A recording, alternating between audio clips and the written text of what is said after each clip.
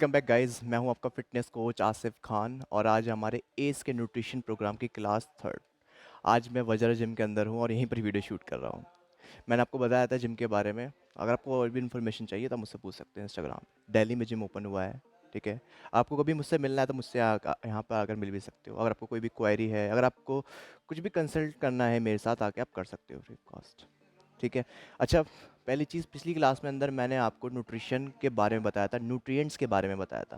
देखो कभी कभी होता क्या है ना, मैं फ्लो में कुछ मिस्टेक्स कर जाता हूँ और उसको मैं एडिटिंग में ठीक कर देता हूँ। तो प्लीज़ उस चीज़ को अंडरस्टैंड करना और कोशिश करना कि ज़्यादा से ज़्यादा सीख सको मेरे से, ठीक है। और ये जो पूरा कोर्स मैं फ्री ऑफ कॉस्ट कराने वाला हूँ और इसके बाद भी मैं जितने कोर्सेज़ कराऊंगा इंटरनेशनल सर्टिफिकेशन के, वो सारे फ्री होंगे, ठीक है। उसका आपको कोई पे नहीं करना, याद रखना इस चीज़ को। तो जो मैंने आपको न्यूट्रिशन का पार्ट पढ़ाया था उसके अंदर मैंने आपको मैक्रो माइक्रो न्यूट्रिएंट के बारे में बताया था, न्यूट्रिएंट्स क्या होते हैं इनके बारे में बताया था, लोगों की साइकोलॉजी क्या होती है, हेल्दी फूड कैसे वो सेलेक्ट करते हैं, मतलब लोग क्या सोचते हैं कि हेल्दी फूड क्या होता है, हेल्दी फूड क्या होता है, इसमें डिफ्रेंशिएट लोग कैसे करते हैं, इस चीज़ को मैंने आपको बताया था। और हमें कैसे इसमें डिफ्रेंशिएट करना चाहिए, मैंने ये भी आपको तरीका बताया था। तो बहुत सारी चीज़ें मैंने आपको बताई थी। अब जैसे कि हम न्यूट्रिशन को पढ़ रहे हैं तो इसके अंदर हम किसी हर चीज़ को बिल्कुल डेप्थ तक लेके जाएंगे जितनी हमें ज़रूरत है। जैसे एग्जांपल के तौर पे अगर मैं बात करता हूँ मैक्रो और माइक्रो न्यूट्रिएंट्स की, तो मैक्रो न्यूट्रिएंट्स क्या होता है? मैक्रो न्यूट्रिएंट्स ये वो न्यूट्रिएंट होते हैं जिसको हमारी बॉडी को लार्ज अमाउंट, या बोल सकते हो एक बिग अमाउंट में नीड होती है। तो मैं लिख देता हूँ लार्ज अमाउंट में इसकी क्या होती है, नीड। तो मैक्रो न्यूट्रिएंट्स सिंपल सा यही है। और माइक्रो न्यूट्रिएंट्स वो होते हैं जिसको हमारी बॉडी को बहुत स्मॉल अमाउंट में नीड होती है बट होती है, ठीक है। तो दोनों ही नेसेसरी है। इसी तरीके से मैंने मैक्रो न्यूट्रिएंट्स के अंदर मैंने आपको कार्बोहाइड्रेट के बारे में बताया था कि कार्बोहाइड्रेट आपका एक मैक्रो न्यूट्रिएंट है। और एक चीज़ और बताई थी कि ये हमारा सोर्स ऑफ एनर्जी भी है, प्राइमरी सोर्स ऑफ एनर्जी। तो इसलिए मैंने यहाँ पे लिख भी रखा है, जो कार्बोहाइड्रेट है वो preferred source of immediate energy. मतलब कि पहली चीज़ तो हमारी बॉडी जो प्राइमरी सोर्स जिसको समझती है, प्रेफर्ड समझती है, वो कार्बोहाइड्रेट को समझती है। और कार्बोहाइड्रेट एक ऐसा सोर्स है जो हमें एक द इमीडिएट एनर्जी प्रोवाइड कराता है। जैसे एग्जाम्पल के तौर पे आप भाग रहे हो, आप जॉग कर रहे हो, रनिंग कर रहे हो, तो इस टाइम आपकी जो बॉडी एकदम से इमीडिएट जो आपको एनर्जी मिल रही है वो कहाँ से मिल रही है? वो आपको कार्बोहाइड्रेट से मिल रही है। वो कार्बोहाइड्रेट क्या है? कार्बोहाइड्रेट डायरेक्ट कार्बोहाइड्रेट से नहीं मिल रही, बट उसके कंपोनेंट से मिल रही है। जैसे आपको पता होगा, मैंने पिछली क्लास में आपको बताया था, जो कार्बोहाइड्रेट है वो हमारी बॉडी के अंदर स्टोर हो वो बनता है बिल्कुल जो कार्बोहाइड्रेट वो बनता है आपके मोनोसेक्राइड्स से, ठीक है। मोनो मतलब एक, सेक्राइड्स मतलब शुगर चेन, तो मोनोसेक्राइड से। तो अगर मैं इसी तरीके से प्रोटीन बनता है आपके एमिनो एसिड से, एमिनो एसिड से। इसी तरीके से फैट होता है आपका फैटी एसिड से बनता है, ठीक है। तो भाई ये सारी जो है ना स्मॉल स्मॉल चेन्स हैं आपकी, ठीक है, किसकी? आपके मतलब कार्बोहाइड्रेट बनना है मोनोसेक्राइड से, तो ये बहुत सारी चेन आपस में जुड़कर कार्बोहाइड्रेट बनाती है। इसी तरीके से एमिनो एसिड्स की बहुत सारी चेन आपस में जुड़ के प्रोटीन बनाती है। कौन कौन से एमिनो एसिड्स हैं, क्या है, उसके बारे में डेप्थ में समझेंगे। तो देखो, जैसे कि मैंने आपको बताया था मैक्रो न्यूट्रिएंट्स के हमारे तीन मैक्रो न्यूट्रिएंट होते हैं, कार्बोहाइड्रेट, प्रोटीन, फैट्स। तो इसी तरीके से आज मैं कार्बोहाइड्रेट को बिल्कुल डेप्थ में लेके चलूंगा, ठीक है। और हर एक बारीकी से मैं आपको चीज़ को समझाऊंगा, ठीक है। तो देखो कार्बोहाइड्रेट के बारे में समझो, तो अगेन दोबारा बोलूंगा, primary source immediate source of energy है, ठीक है। कार्बोहाइड्रेट बहुत हेल्प करता है हमारे माइंड को एनर्जी देने में, मतलब हमारे ब्रेन को एनर्जी देने में और हमारे ब्लड सेल्स को। तो कह सकते हो कि कार्बोहाइड्रेट का बहुत बड़ा रोल है हमारी बॉडी के अंदर। इसी तरीके से कार्बोहाइड्रेट है वो हमारी बॉडी के अंदर स्टोर होता है as a form of energy. अब आपने सुना होगा कि हमारी बॉडी के अंदर ना हमारी मसल्स जो होती हैं और जो हमारे लीवर होते हैं उसके अंदर ना एनर्जी स्टोर होती है in the form of glycogen, ठीक है। किस में स्टोर होती है? ग्लाइकोजन की फॉर्म में। अभी ग्लाइकोजन क्या होता है वो मैं आपको बाद में बताऊंगा, बट अभी इतना समझ लो कि भाई हमारी बॉडी के अंदर जो कार्बोहाइड्रेट है वो स्टोर होता है as a form of glycogen. और जो कार्बोहाइड्रेट है ना, वो कोई एक कंपोनेंट नहीं है, उसके अंदर बहुत सारी तरह के कार्बोहाइड्रेट हो जाते हैं, मतलब एक पूरी कैटेगरी है कार्बोहाइड्रेट्स की। तो कार्बोहाइड्रेट को एक न्यूट्रिएंट तो है, बट उसके अंदर बहुत सारे क्या आ जाते हैं, बहुत अलग अलग टाइप के क्या आ जाते हैं इसके कंपोनेंट्स। चलो, इतनी बात समझ में आ गई, ठीक है। अब मैंने इसमें एक चीज लिख रखा है, एक वर्ड लिख रखा है कि जो फाइबर है may help to improve digestive health and cholesterol. अब मैंने यहाँ पे कार्बोहाइड्रेट समझा रहा था, तो मैंने यहाँ पे फाइबर की क्यों बात करी? तो मैंने यहाँ पे फाइबर की इसलिए बात करी क्योंकि मैंने अभी आपको क्या बताया, जो कार्बोहाइड्रेट है उसमें बहुत सारे टाइप्स होते हैं। तो फाइबर भी एक तरह का आपका क्या है, बताओ क्या है? हाँ, टाइप है किसका? कार्बोहाइड्रेट का। और एक बहुत अच्छी चीज़ मैं आपको बताऊँ, फाइबर हमारे डाइजेस्ट सिस्टम को अच्छा इसलिए करता है क्योंकि हमारी बॉडी उसको डाइजेस्ट नहीं कर सकती, हमारे पास वो एंजाइम्स नहीं है उस फाइबर्स को डाइजेस्ट करने के लिए। अब एंजाइम क्या होता है? सिंपल सा, हम जो फूड कंज्यूम करते हैं उसको जो ब्रेक डाउन करता है, डाइजेस्ट करने में हेल्प करता है, वो एंजाइम्स करते हैं। ठीक है, एंजाइम हेल्प करते हैं हमारे फूड को डाइजेस्ट करने में। तो हमारे बॉडी के अंदर जो एंजाइम फाइबर को डाइजेस्ट कर सकता है वो हमारे बॉडी के अंदर नहीं होता।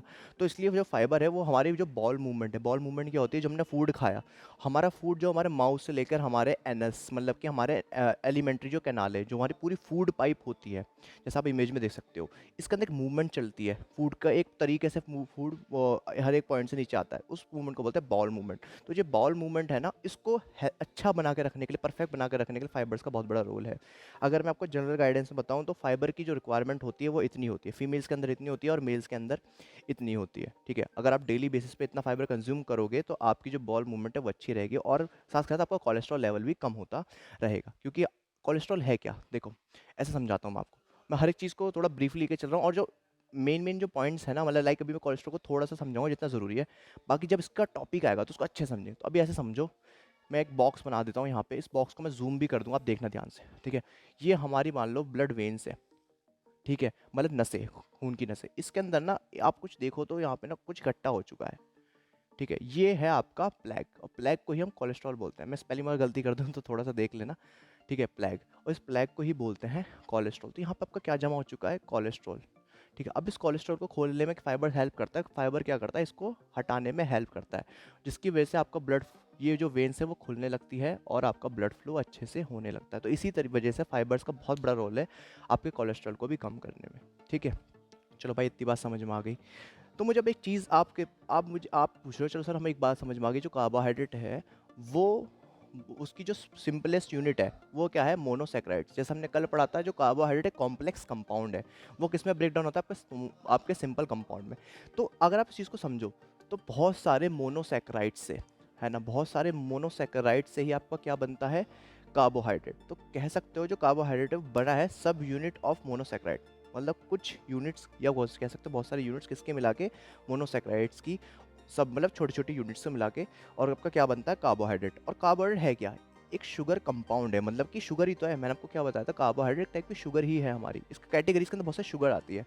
ठीक है, तो ग्लूकोज क्या है, ग्लूकोज एक शुगर है। ठीक है, तो शुगर कंपाउंड है। अच्छा, अगर आप स्ट्रक्चर की बात करो कार्बोहाइड्रेट की, तो देखो ये इतना ज़रूरी नहीं है, फिर भी देख लो एक बार स्क्रीन पे। आप अगर थोड़ा आपने 9th-10th की साइंस और केमिस्ट्री पढ़ी होगी तो आपको पता चलेगा कि कार्बन, हाइड्रोजन, ऑक्सीजन क्या होते हैं, ये सब आपके एटम्स कह सकते हैं, एलिमेंट्स हैं। ठीक है, एलिमेंट्स हैं, और ये एलिमेंट्स मिलके क्या बना रहे हैं, आपका कार्बोहाइड्रेट। तो यहाँ पे कार्बन जो है ना, जो कार्बन है वो हाइड्रेटेड है ना, यहाँ पे लिखा है हाइड्रेटेड कार्बन, मतलब कि यहाँ पे कार्बन जो है हाइड्रोजन से जुड़ा हुआ है, तो इसको बोला हमने हाइड्रेटेड कार्बन। इसी को हम सिंपल लैंग्वेज में बोलते हैं कार्बोहाइड्रेट। तो मतलब कार्बोहाइड्रेट वो होता है जहाँ पर कार्बन आपका किसके साथ जुड़ा होता है, वाटर और हाइड्रोजन के साथ। ठीक है, ये कह सकते हो वाटर के साथ, मतलब वाटर बनता है किससे, H2O से, यहाँ पे हाइड्रोजन भी, ऑक्सीजन भी, उससे मिला आपका वाटर, और वाटर का क्या जुड़ा हुआ है, कार्बन, तो उसको बोल दिया हाइड्रेट कार्बन। ये सिंपल लैंग्वेज है कार्बोहाइड्रेट। तो आपको पता भी होगा कि जो आपका कार्बोहाइड्रेट है वो वाटर रिटेंशन भी करता है।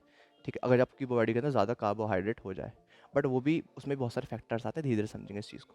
तो भाई आपको ये चीज़ समझ में आ गई भाई, कार्बोहाइड्रेट का आपने क्या देख लिया, स्ट्रक्चर देख लिया, और वो बना किससे है, आपका हाइड्रोजन, और सॉरी आपका कार्बन, हाइड्रोजन, ऑक्सीजन से, और हाइड्रोजन ऑक्सीजन मिलकर क्या बनाते हैं, वाटर। तो आप किस तरीके से कह सकते हो, वाटर और कार्बन। ठीक है, इसलिए बोल दिया हमने हाइड्रेटेड कार्बन, और सिंपल लैंग्वेज में कार्बोहाइड्रेट। चलो भाई इतनी बात समझ में आ गई। तो मैंने आपको भी क्या बताया, जो कार्बोहाइड्रेट है वो एक, उसके अंदर बहुत सारे टाइप के क्या आते हैं आपके, और शुगर आते हैं, मोनोसेक्राइड्स चेन आती है। ठीक है, मतलब छोटी छोटी सब यूनिट्स आती है, उससे बनता है आपको कार्बोहाइड्रेट। ठीक है, तो कार्बोहाइड्रेट की भी टाइप्स होते हैं, कार्बोहाइड्रेट पूरी कैटेगरी है, इसके अंदर भी बहुत सारे टाइप्स आते हैं। तो जो बेसिक बेसिक टाइप्स क्या, एस यहाँ पर वो बेसिक टाइप्स पढ़ने वाले हैं जो ह्यूमन बॉडी, या और भी पढ़ेंगे जो ह्यूमन बॉडी डाइजेस्ट कर पाती है नेचुरल फॉर्म में। जैसे एग्जांपल के तौर पे आपने सुना होगा कि अगर मैं बात करता हूँ, तो यहाँ पे लिख रखा है 3 monosaccharide which is absorb and utilised by human body, मतलब 3 तरह के मोनोसेक्राइड्स। अब मोनोसेक्राइड्स क्या है भाई, इस कार्बोहाइड्रेट की सिंपलेस्ट यूनिट है। तो 3 तरह के मोनोसेक्राइड्स, मतलब कि कार्बोहाइड्रेट के सबसे जो छोटी यूनिट है उसके अंदर हम 3 तरह के मोनोसेक्राइड्स पढ़ने वाले हैं जो तुम्हारी बॉडी डाइजेस्ट कर सकती है। मैंने लिखा है the 3 monosaccharides which is absorbed and utilise by human body. कहने का मतलब क्या है, आप कह रहे हो कि कार्बोहाइड्रेट बना है मोनोसेक्राइड से, छोटे छोटे शुगर चेन से। तो 3 तरह की शुगर चेन है, मतलब अलग अलग टाइप की यहाँ पे शुगर चेन, जिसके बारे में आपको बताने वाला हूँ, जो हमारी ह्यूमन बॉडी डाइजेस्ट कर पाती है और यूटिलाइज कर पाती है एनर्जी के लिए। तो पहली आती है ग्लूकोज, आप सबने सुना होगा, ग्लूकोज क्या है, एक शुगर क्या है, शुगर मॉलिक्यूल है, ठीक है, मोनोसैकेराइड है। फ्रक्टोज भी क्या है, एक मोनोसैकेराइड है, मोनो मतलब एक, सैकेराइड मतलब शुगर, और गैलेक्टोज भी क्या है, एक शुगर है। तो अगर आप ध्यान से देखो, जो ग्लूकोज है वो प्रीडोमिनेंट शुगर है। अब प्रीडोमिनेंट मत का मतलब है क्या, जो ज़्यादा अमाउंट में पाया जाता है, ठीक है। जो हम फूड खाते हैं ना, हम ज़्यादा जो फूड खाते हैं उसके अंदर जो हम जो उसके अंदर है, जो हम शुगर, मतलब शुगर क्या, एक तरीके का कार्बोहाइड्रेट ही है, जो हम यूज़ कर रहे हैं वो हम यूज़ करते हैं, वो जो हमें मिलता है वो हमें मिलता है ग्लूकोज। जैसे एग्जांपल के तौर पे आपने रोटी खाई, रोटी क्या है, कार्बोहाइड्रेट का सोर्स है, और जो किससे बना है, छोटे छोटे मोनोसैकेराइड से। अब जो मोनोसैकेराइड है उसका वो मोनोसैकेराइड कौन सा है, ग्लूकोज, ठीक है। तो ग्लूकोज, बहुत सारे ग्लूकोज के मिलने से आपका क्या बन गया, एक तरीके का मोनोसैकेराइड, मतलब एक मोनोसैकेराइड फॉर्म हुआ, उस मोनोसैकेराइड से क्या हुआ, बहुत सारे सब यूनिट जुड़ने के बाद आपका कार्बोहाइड्रेट बना, ठीक है। तो यहाँ पे आपको क्या मिल रहा है, सबसे सिंपल मोनोसैकेराइड ग्लूकोज। तो ये सबसे ज़्यादा हमें प्रीडोमिनेंट शुगर है, मतलब सबसे ज़्यादा हमारी बॉडी इसको कंज्यूम करती है, और इसे ही यूज़ करती है ज़्यादातर एनर्जी के तौर पे। अब मैं आपको एक चीज़ और समझाता हूँ। मैंने आपको अभी क्या बताया था कि कार्बोहाइड्रेट जो है वो हमारा preferred source of immediate energy है, ठीक है। मैंने एक चीज़ और बताई थी, जो हमारी बॉडी जो स्टोर करती है एनर्जी को, वो ग्लाइकोजन की फॉर्म में करती है। मतलब कहने का मतलब क्या है, आप फ्रक्टोज खाओ, गैलेक्टोज खाओ, ग्लूकोज खाओ, कुछ भी टाइप की शुगर खाओ, आपकी बॉडी उसे यूज़ पता कब करेगी एनर्जी के तौर पे, जब वो कन्वर्ट होगा ग्लूकोज में। ये पूरा प्रोसीजर बाद में समझाऊंगा। तो कहने का मतलब क्या है, कहने का मतलब ये है कि आप किसी भी टाइप का कार्बोहाइड्रेट खा लो, ठीक है, चाहे कोई भी कार्बोहाइड्रेट खाओ। जैसे यहाँ पे ये वाला जो हमने जैसे एग्जांपल के तौर पे रोटी, रोटी के अंदर जो हमें कार्बोहाइड्रेट है, उस कार्बोहाइड्रेट से हमें कौन से क्या मिल रहा है, मोनोसैकेराइड, आपको ग्लूकोज ज़्यादा मिल रहा है। तो जो ग्लूकोज है वो हमारी बॉडी ही उसको पहले कार्बोहाइड्रेट को ब्रेक डाउन करेगी सिंपलेस्ट चेन के अंदर, मोनोसैकेराइड्स के अंदर, ठीक है। तो और जो मैंने, सॉरी, और जो मैंने आपको बताया, वहाँ पर हमारे पास तीन तरह के बेसिक क्या है, मोनोसैकेराइड्स हैं, ठीक है, ग्लूकोज, फ्रक्टोज और गैलेक्टोज। तो हमारी बॉडी ग्लूकोज को यूज़ करेगी एनर्जी के तौर पर, और जब हमारी बॉडी के अंदर एनर्जी ज़्यादा हो जाएगी तो उस ग्लूकोज को कन्वर्ट कर देगी ग्लाइकोजन के अंदर, और उसको स्टोर कर देगी हमारी मसल के अंदर। एक बार दोबारा बताता हूँ, सुनो। मैंने क्या कहा, जो कार्बोहाइड्रेट है वो प्राइमरी सोर्स ऑफ एनर्जी है ह्यूमन बॉडी के लिए। इसीलिए जो कार्बोहाइड्रेट है वो बनाए बहुत सारी मोनोसैकेराइड्स चेन से, ठीक है, छोटे छोटे शुगर चेन से। अब शुगर चेन जो हमारे पास, वो जो हमारी बॉडी मोनोसैकेराइड जो है, या शुगर चेन बोल सकते हो, जो हमारी बॉडी डाइजेस्ट कर सकती है, एब्जॉर्ब कर सकती है, नेचर मतलब बाय नेचर, मतलब नेचुरली उसके लिए हमें कुछ और नहीं चाहिए। तो हमारे पास तीन तरह के मोनोसैकेराइड्स हैं, ग्लूकोज, फ्रक्टोज, गैलेक्टोज। अगर ग्लूकोज ग्लूकोज मिला के, मतलब ग्लूकोज मिलाएंगे तो आपका जो कार्बोहाइड्रेट बनेगा। अब फ्रक्टोज फ्रक्टोज मिलाएंगे तो भी आपको कार्बोहाइड्रेट बनेगा। बट यहाँ पे डिफरेंट क्या है कि यहाँ पे मोनोसैकेराइड्स क्या हैं, डिफरेंट है। बनेगा तो कार्बोहाइड्रेट ही, बट यहाँ पे इनके मोनोसैकेराइड्स क्या होंगे, डिफरेंट। तो मैंने क्या कहा, अगर आप रोटी खा रहे हो तो आपको उससे ज़्यादा क्या मिलेगा, ग्लूकोज। तो ग्लूकोज आपकी बॉडी अगर ज़्यादा उसको एनर्जी के तौर पे यूज़ करेगी जितना उसे करना है, उसके बाद उसको किस में स्टोर कर देगी, ग्लाइकोजन में। अब आते हैं फ्रक्टोज पे। तो आपकी बॉडी जो फ्रक्टोज को भी पहले किस में कन्वर्ट करेगी, एनर्जी के लिए चाहिए तो ग्लूकोज में, किस में कन्वर्ट करेगी, ग्लूकोज में। और फिर उसको एक्सेस हो जाएगा तो फिर क्या होगा, उसको दोबारा स्टोर कर देगी ग्लाइकोजन में। तो ये गैलेक्टोज के साथ भी यही होगा। तो सिंपल सा कहने का मतलब क्या है, हमारी बॉडी एनर्जी को जो यूज़ करती है वो ग्लूकोज की फॉर्म में करती है, ठीक है, समझ में आया। और हमारे पास जो बेसिक थ्री मोनोसैकेराइड्स है जो हमारी बॉडी नेचुरली डाइजेस्ट और एब्जॉर्ब कर सकती है, वो कौन कौन से हैं, ग्लूकोज, फ्रक्टोज और गैलेक्टोज। इसको बार बार इसलिए बोल रहा हूँ ताकि आपके दिमाग में बैठ जाए, ठीक है। तो मैंने इसका बताया प्रीडोमिनेंट शुगर है, और इसमें लिख रखा है मैंने बिल्ड मोस्ट ऑफ कार्बोहाइड्रेट, और ज़्यादातर जो कार्बोहाइड्रेट बने हैं वो आपके ग्लूकोज से मिलके बने हैं। अब फ्रक्टोज की बात करते हैं। फ्रक्टोज से क्या, फ्रक्टोज बेसिकली आपके फ्रूट शुगर है, ठीक है। फ्रूट शुगर मतलब कि आपके ज़्यादातर फ्रूट से पाई जाती है, और ये बहुत ज़्यादा स्वीट होती है, स्वीट टेस्ट होती है। इसी तरीके से यहाँ पे है गैलेक्टोज। तो ये जो हमारे हमारे पास जो ये तीन तरह के जो हमारे मोनोसैकेराइड्स हैं, ये सब अपने अपने कार्बोहाइड्रेट फॉर्म करते हैं। तो मतलब आप अगर रोटी खा रहे हो तो आपको उससे भी कार्बोहाइड्रेट मिल रहा है, अगर आप फ्रूट खा रहे हो आपको उससे भी कार्बोहाइड्रेट मिल रहा है, अगर आप दूध पी रहे हो आपको उससे भी कार्बोहाइड्रेट मिल रहा है। बट डिफरेंट क्या है, उनकी मोनोसैकेराइड्स जिससे वो मिलके बने हैं, ठीक है। हो सकता है जब आप रोटी खाओगे तो आपको रोटी के अंदर जो मोनोसैकेराइड पाए मिलेंगे, मतलब जिससे वो कार्बोहाइड्रेट बनाए हैं छोटी छोटी चेन से, वो होंगे आपकी ग्लूकोज की चेन। इसी तरीके से अगर आप कोई फ्रूट खाओगे उसके अंदर भी मोनोसैकेराइड चेन है, लेकिन वो कौन सी मोनोसैकेराइड चेन होगी, फ्रक्टोज की, ठीक है। इसी तरीके से अगर आप दूध पी रहे हो तो उसके अंदर आपको कौन सी मिलेगी, लैक्टोज, ठीक है। तो भाई ये सारी हमारी मोनोसैकेराइड्स चेन है। अच्छा, अब एक चीज़ आती है, तो क्या ये सारे कार्बोहाइड्रेट डिफरेंट हो गए, देखो इनकी प्रॉपर्टीज़ डिफरेंट है, बट इन सबसे जो एनर्जी मिलेगी वो सेम मिलेगी। और आप सभी जानते हो जब हम एनर्जी को जो कैलकुलेट करते हैं वो किलो कैलोरीज या कैलोरीज में करते हैं। तो कहने का मतलब क्या है, अगर आप 1 ग्राम आपने कार्ब्स लिया, किस सोर्स से लिया, आपने रोटी से, ठीक है। इसी तरीके से आपने 1 ग्राम कार्ब्स लिया, किससे लिया, आपने किसी फ्रूट से, 1 ग्राम की बात कर रहा हूँ, ठीक है। या इसी तरीके से आपने 1 ग्राम कोई भी सोर्स लिया, मान लो किसी भी उससे लिया, तो आप कोई किसी भी फूड सोर्स है, तो आप ये मिल्क मान लेते हैं। ठीक है, मिल्क के अंदर लैक्टोस होती है, तो एक लैक्टोस शुगर होती है। तो समझो, अगर आप कुछ भी ले लो, कोई भी कार्बोहाइड्रेट सोर्स ले लो, अगर उसकी क्वांटिटी सेम है, 1 ग्राम है, तो उससे जो आपको कैलोरी मिलेगी वो मिलेगी 4 कैलोरी। तो कहने का मतलब सिंपल क्या है कि भाई मान के चलो मैंने एक रोटी खाई जिसके अंदर थी 22, जिसके अंदर था 22 ग्राम कार्बोहाइड्रेट। ठीक है, कितने था? 22 ग्राम कार्बोहाइड्रेट। और मैं आपसे पूछूं वो उसकी मोनोसेक्राइड चेन किससे मिलकर बनी है? मैंने बोला ग्लूकोज से। इसी तरीके से मैंने एक बनाना लिया, उसके अंदर भी था 22 ग्राम कार्बोहाइड्रेट। ठीक है, और मैंने क्या 22 ग्राम कार्बोहाइड्रेट था, और उसकी जो यूनिट्स हैं मतलब सब यूनिट्स हैं, वो क्या है आपकी, मतलब जो मोनोसेक्राइड्स है वो किससे मिलके बने हैं? फ्रक्टोज शुगर से। इसी तरीके से मैंने दूध लिया, एक क्वांटिटी ली, उसके अंदर मैंने 22 ग्राम कार्ब्स मुझे मिला, उसकी सब यूनिट्स क्या हैं? ठीक है, उसके अंदर वो लैक्टोज से मिलके बना है। उसके बारे में अच्छे से बात में समझो, उस टॉपिक पे आएंगे। तो कहने का मतलब क्या है, यहाँ पे आप क्या देख रहे हो, फूड सोर्स हो डिफरेंट डिफरेंट है, ठीक है ना। कार्बोहाइड्रेट भी डिफरेंट डिफरेंट सोर्स है, मतलब है तो सब कार्बोहाइड्रेट, बट सब क्या है, डिफरेंट डिफरेंट मोनोसैकेराइड से मिलके बने हैं, लेकिन सबसे आपको सेम कैलोरी मिल रही है। इसका मतलब अगर आपने 22 ग्राम कार्ब्स लिया है तो आप उसको इनटू कर दो 4 से, जो भी आपको कैलकुलेशन आएगी आपको उससे उतनी कैलोरी मिलेगी। तो सबकी कोई भी किसी भी तरह का कार्बोहाइड्रेट हो, आपको उससे जो कैलोरीज मिलेगी वो सेम ही मिलेगी। ठीक है, तो फिर ये डिफरेंट क्यों है? डिफरेंट है इनकी सब यूनिट्स की वजह से, मतलब कि इनके मोनोसैकेराइड्स की वजह से, और इसी वजह से हमारी बॉडी इनको अलग अलग तरीके से डाइजेस्ट करती है। जैसे एग्जांपल के तौर पे, अगर आप बिल्कुल हाई रिफाइंड व्हीट का कोई सोर्स खाते हो तो उसके अंदर आपके फाइबर्स बिल्कुल भी नहीं है, मतलब कुछ अमाउंट में आपके फाइबर्स कम है, तो उसकी वजह से होगा क्या, आप फाइबर्स एक तरह का कार्बोहाइड्रेट सोर्स है, तो आपकी बॉडी उसको जल्दी डाइजेस्ट करेगी। ठीक है, जैसे वाइट ब्रेड मान लो। ठीक है, और अगर हम रोटी खा रहे हैं, वाइट ब्रेड में भी वाइट ब्रेड के अंदर भी कार्बोहाइड्रेट है और रोटी के अंदर भी कार्बोहाइड्रेट है, बट रोटी के अंदर आपका फाइबर्स भी है, तो आपकी बॉडी इसको स्लो डाइजेस्ट करेगी। तो इसी वजह से यहाँ पर हमें हेल्प मिलती है एक अच्छा फूड सेलेक्ट करने में, अच्छा कार्बोहाइड्रेट सोर्स सेलेक्ट करने में, जब हमें क्या पता होता है उनकी प्रॉपर्टीज़ के बारे में। तो मैंने आपको तीन मोनोसेक्राइड्स के बारे में बताया जो हमारी ह्यूमन बॉडी डाइजेस्ट कर पाती है। ठीक है, और मैंने ये भी बताया कि कार्बोहाइड्रेट हमारा प्रीडोमिनेंट सोर्स ऑफ एनर्जी है हमारी बॉडी के अंदर, और हमारी बॉडी जो एनर्जी को जो यूज़ करती है वो यूज़ करती है ग्लूकोज की फॉर्म में।